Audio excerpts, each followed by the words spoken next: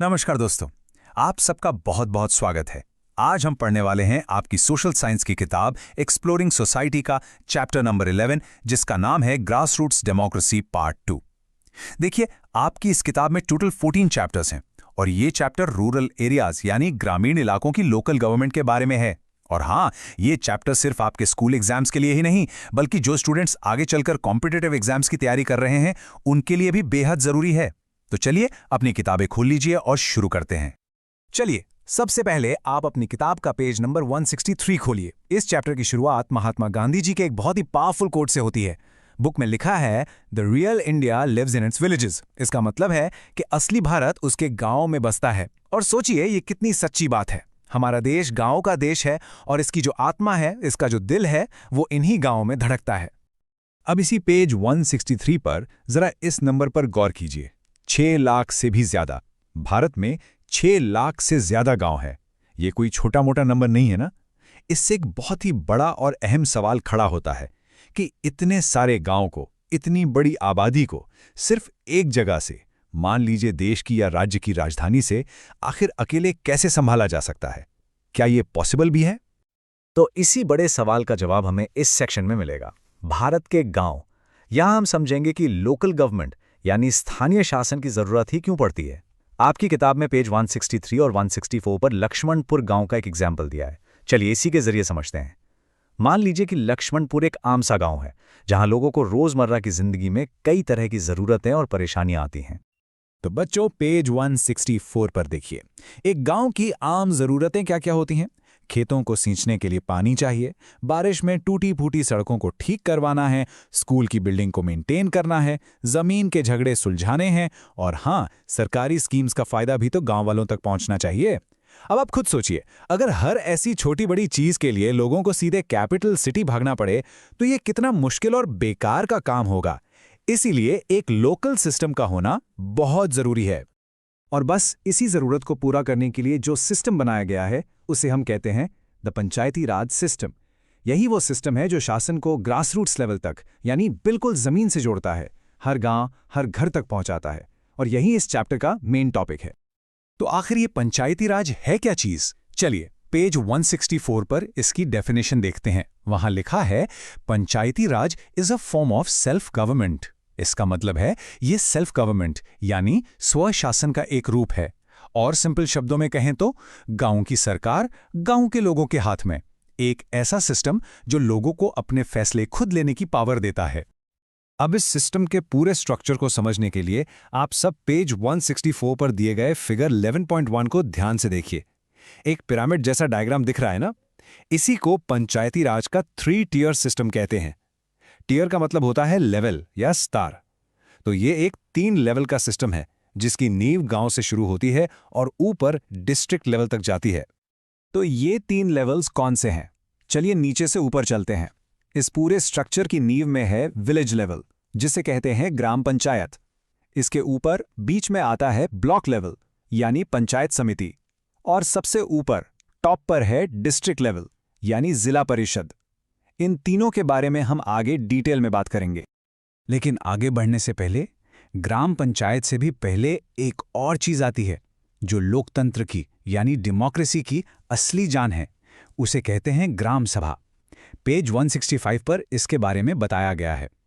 देखिए, ग्राम सभा गांव के सभी अडल्ट वोटर्स की एक मीटिंग होती है और यही लोग मिलकर ग्राम पंचायत के मेंबर्स को और उसके हेड यानी सरपंच को चुनते हैं। इसीलिए कहते हैं असली पावर तो लोगों के पास यानी ग्राम सभा में ही है। बच्चों, अब तक हमने इस सिस्टम की थ्योरी समझी, लेकिन असली इंस्पिरेशन तो तब मिलती है जब हम देखते हैं कि जमीन पर इसका क्या असर होता है ना?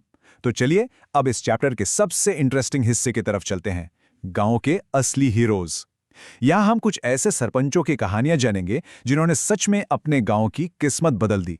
ये कहानियां आपको जरूर मोटिवेट करेंगी। आप अपनी किताब का पेज 166 देखिए। यहां 3 कमाल के सरपंचों के नाम दिए गए हैं। महाराष्ट्र से दैनेश्वर कामले, मध्य प्रदेश से वंदना बहादुर मैदा और महाराष्ट्र से ही पोपतराव बागुजी पवार। इनकी कहानियां इस बात का सबूत हैं कि अगर लीडर अच्छा हो तो कितना बड़ा चेंज आ सकता है। चलिए इनके बारे में जानते हैं। सबसे पहले बात करते हैं वंदना बहादुर मैदा की।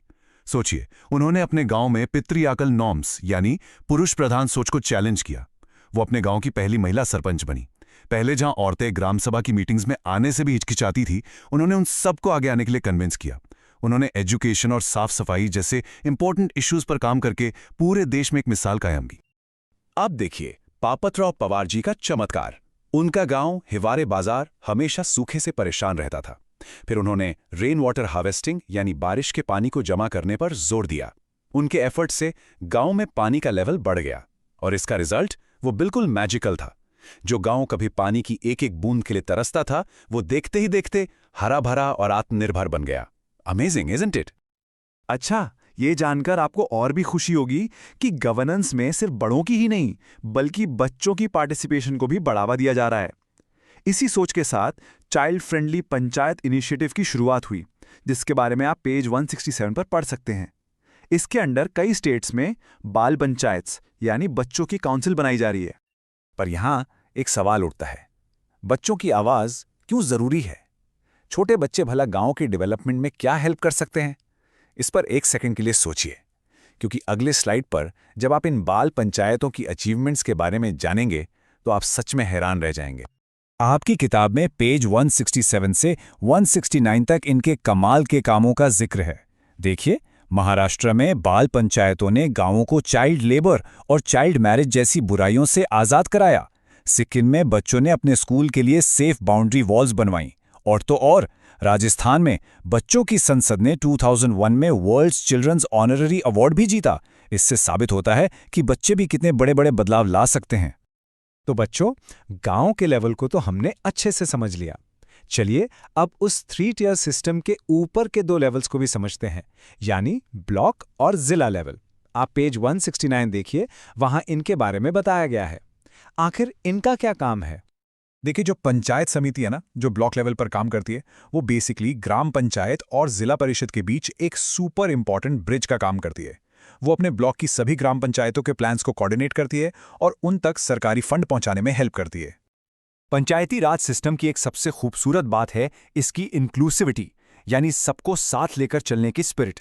पेज 169 पर साफ साफ लिखा है, इस सिस्टम में समाज के कमजोर वर्गों की पार्टिसिपेशन को इंश्योर किया जाता है और सबसे जरूरी, महिलाओं के लिए 1/3 सीट्स रिजर्व की गई हैं ताकि वो भी डिसीजन मेकिंग में बराबर की पार्टनर बन सकें।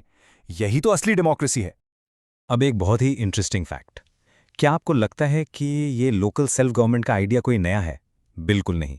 इसकी जड़ें, इसके रूट्स हमारे देश के ग्लोरियस पास्ट में, हमारे इतिहास में बहुत गहरी हैं। चलिए इसके हिस्टोरिकल कनेक्शन को देखते हैं।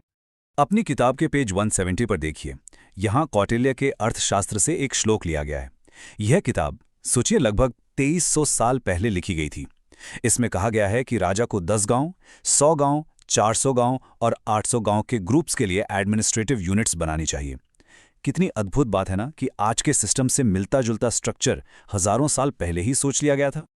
तो इस पूरे चैप्टर को फिनिश करने से पहले चलिए क्विक रिवीजन कर लेते हैं इसके मेन पॉइंट्स का, जैसा कि पेज 170 पर before we move on section में दिया गया है। पहला, रूरल लोकल गवर्नमेंट एक 3 टियर सिस्टम है। दूसरा, यहाँ डेमोक्रेसी डायरेक्ट पार्टिसिपेशन यानी ग्राम सभा और चुने हुए रिप्रेजेंटेटिव्स दोनों से चलती है। और तीसरा, पंचायती राज लोगों को अपने लोकल डेवलपमेंट को खुद मैनेज करने के लिए एम्पावर करता है। अब चैप्टर के एंड में एक सवाल मैं आप सबके लिए छोड़कर जा रहा हूं। आपके हिसाब से एक अच्छे पंचायत मेंबर में क्या क्या क्वालिटीज होनी चाहिए? इस पर जरूर सोचना, क्योंकि आप ही इस देश का फ्यूचर हैं और कल को आप भी इस सिस्टम का एक इंपॉर्टेंट पार्ट बन सकते हैं। तो इसी के साथ रूरल एरियाज में लोकल गवर्नमेंट पर हमारा ये चैप्टर यहाँ समाप्त होता है। अगले चैप्टर में हम शहरी इलाकों यानी अर्बन एरियाज की लोकल गवर्नमेंट के बारे में पढ़ेंगे। मिलते हैं बच्चों अगले चैप्टर पे। तब तक के लिए पढ़ते रहिए, बढ़ते रहिए।